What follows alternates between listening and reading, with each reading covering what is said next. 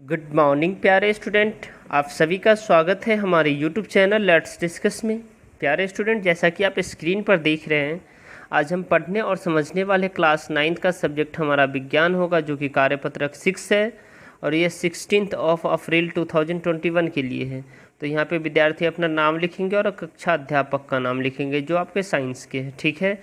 तो dear student, आज हम पढ़ने और समझने वाले जल प्रदूषण, जो कि बेहद ही खास इंटरेस्टिंग है और इसको लेकर के हमें जागरूक भी रहना चाहिए। जो वाटर को कैसे सेव करना चाहिए, वाटर की क्या इम्पोर्टेंस है हमारे लाइफ में। तो चलिए हम इसी सब के बारे में अध्ययन करेंगे, राइट।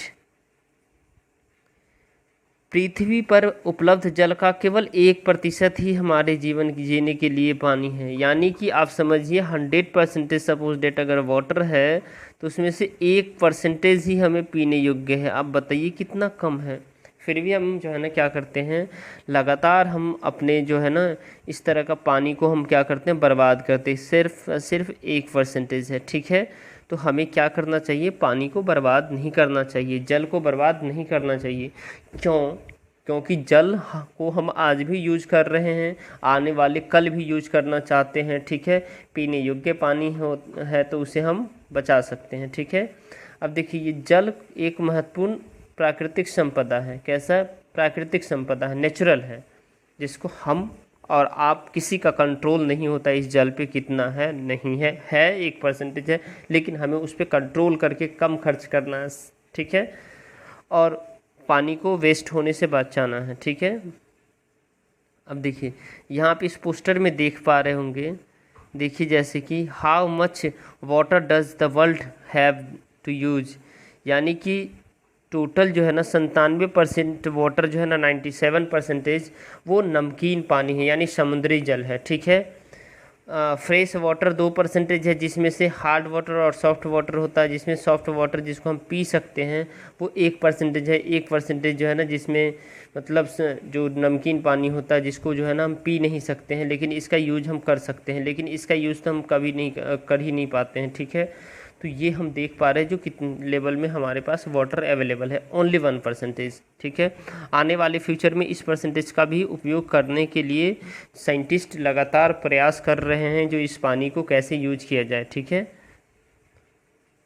अब देखिए उसके बाद इसमें देख पा रहे हैं डियर स्टूडेंट, जल प्रदूषण आमतौर पर मानवीय गतिविधियां के कारण नदियाँ, झीलें, महासागरों या तालाबों जैसे जल निकाय का संदूषक है, यानी संदूषण है। यानी कि कहने का मतलब है जो जल प्रदूषण जो है ना, मानवीय गतिविधियाँ, कैसी गतिविधियाँ, जैसे कि आप देखिए यहाँ पे इंसान कैसी कैसी गतिविधियाँ करते, जैसे घरेलू सीवेज, अपशिष्ट जल जो बर्बाद कर हो जाता है। जैसे कि आप देखिए जो कोई भी ऐसे पानी, कूड़े कचरे कहीं भी हम डाल देते हैं, नदी के आसपास डाल देते हैं, नदी में डाल देते हैं, तो इससे क्या होता है, नदी का जल गंदा हो जाता है। जैसे कि आप सब दिल्ली में रहते हो तो दिल्ली में आपने सुना होगा यमुना नदी का जल कितना गंदा है, ठीक है।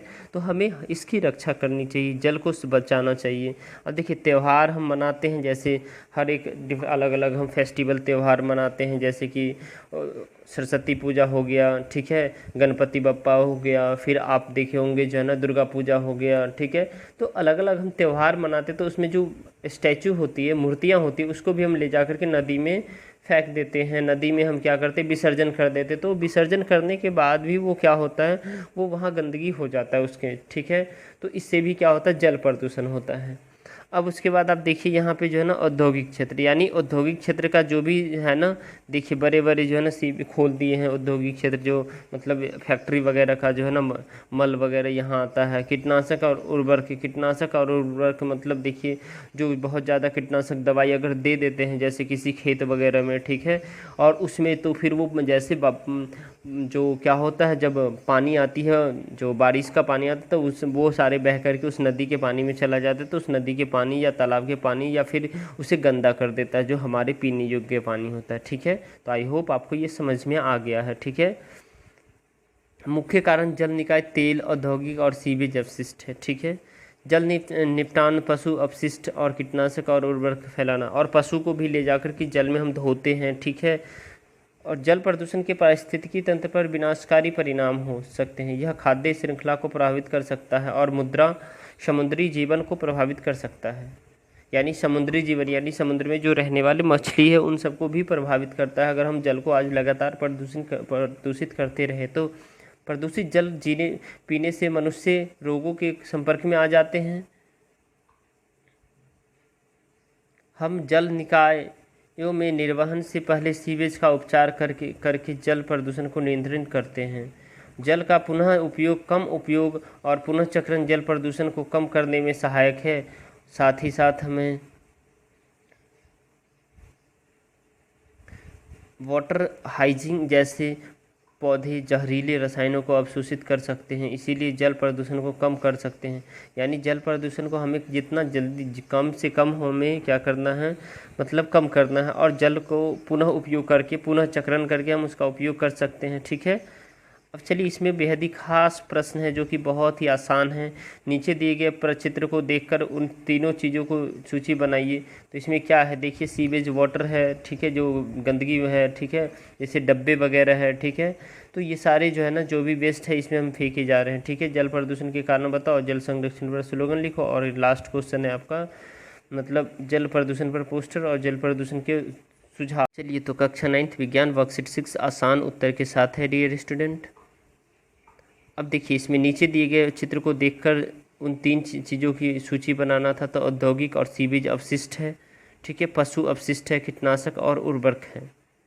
नेक्स्ट है जल प्रदूषण का कारण बताना है। तो जल प्रदूषण का मुख्य कारण मानव या जानवरों की जैविक या फिर औद्योगिक क्रियाकलापों के फलस्वरूप पैदा हुए प्रदूषकों को बिना किसी समुचित उपचार के सीधे जल धाराओं में विसर्जित कर दिया जाना है। जल में विभिन्न प्रकार के हानिकारक पदार्थ को मिलने से जल प्रदूषण होता है। ठीक है, तो ये आप लिख सकते हैं।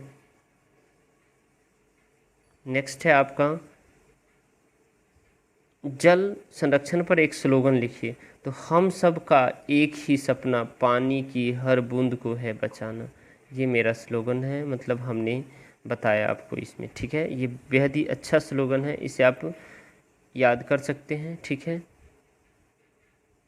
नेक्स्ट है जल प्रदूषण पर एक पोस्टर बनाना है। तो इसी को आपको अच्छे से इस पोस्टर को बनाना है। ठीक है डियर स्टूडेंट, ये पोस्टर बेहद ही खास है और इसे आपको बनाना है, सबसे यूनिक पोस्टर है ये।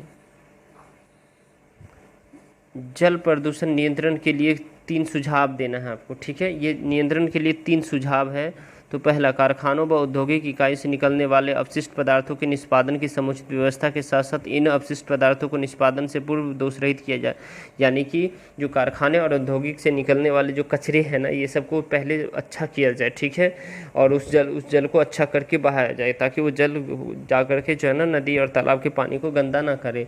सेकेंड पॉइंट है, नदी या अन्य किसी जल स्रोत से अपशिष्ट बहाना या डालना गैर कानूनी घोषित कर प्रभावी कानून उठाने चाहिए। ठीक है, और थर्ड है, कार्बनिक पदार्थों के निष्पादन से पूर्व उनकी ऑक्सीकरण कर दी जानी चाहिए। और फोर्थ भी हमने लिख दिया है, पानी में जीवाणु को नष्ट करने के लिए रासायनिक और पदार्थ जैसे ब्लीचिंग पाउडर आदि का प्रयोग करना चाहिए और लोगों में जागरूकता पैदा करना चाहिए।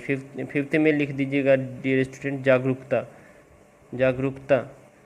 अगर आप इसमें से 3 पॉइंट लिखते हैं तो ये भी लिख सकते हैं, ये भी लिख सकते हैं, ये भी लिख सकते हैं। ठीक है, तो आसान से आप लिख सकते हैं। ठीक है, चलिए अब क्वेश्चन नंबर 4 हो गया। चलिए, अगर आपको लगता है ये वीडियो हेल्पफुल है तो इस वीडियो को आप लाइक कर सकते हैं, हमारे चैनल को सब्सक्राइब कर सकते हैं और बेल आइकन को प्रेस कीजिए ताकि आपको लेटेस्ट नोटिफिकेशन मिलता रहे। Thank you, thanks a lot for watching.